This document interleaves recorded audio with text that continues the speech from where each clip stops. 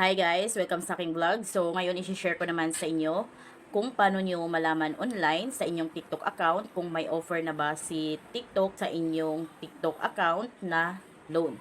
So ito yung Trust Loan. Ngayon open nyo lang yung TikTok apps ninyo.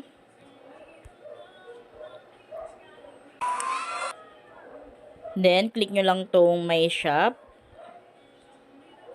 Ayan, so dito makikita nyo na agad yung Trust Loan. So katabi lang siya ng TikTok Pay Later. So click natin yung Trust Loan.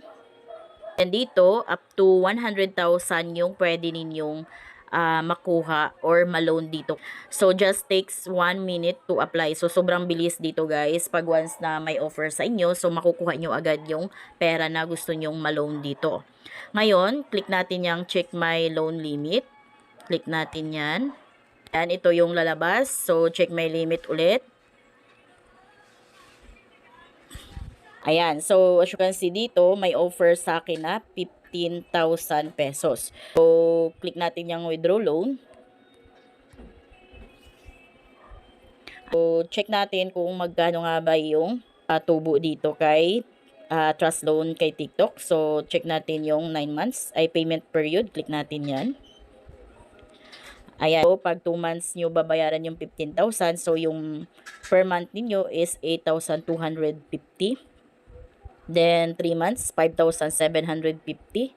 Pag 6 months naman yung repayment term is 3,250. Pag 9 months is 2,416.67 per month. Ayan, so medyo may kalakihan din yung kanyang interest rate. So kung gusto nyo na itong makuha itong loan na to, so click nyo lang tong add withdrawal method. So dito mamimili kayo kung saan ipapasok ni TikTok yung pera, sa bank account nyo ba or kaya sa GCash. Ayan, so after nyo malagay yung withdrawal method ninyo, so click nyo na tong agree and withdraw. Ayan, so sa akin guys, hindi ko naman siya utangin dahil medyo may kalakihan din dito at hindi ko pa naman siya badly needed. So click natin yan. Ayan. So, may admin fee na 150 pesos. So, buti na lang ngayon is 150 pesos na yung admin fee. So, kahapon, chinek ko yung admin fee dyan na nakalagay is 450 pesos. So, nagbabago-bago pala yung admin fee niya.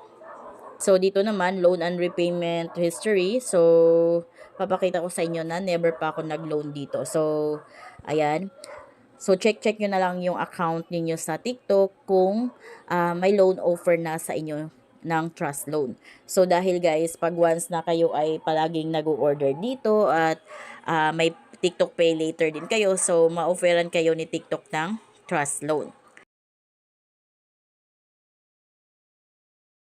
So, ganun lang guys. So, kung kayo bago dito sa aking vlog, please consider to subscribe para updated kayo lagi sa aking mga informative na mga videos. Thank you for watching!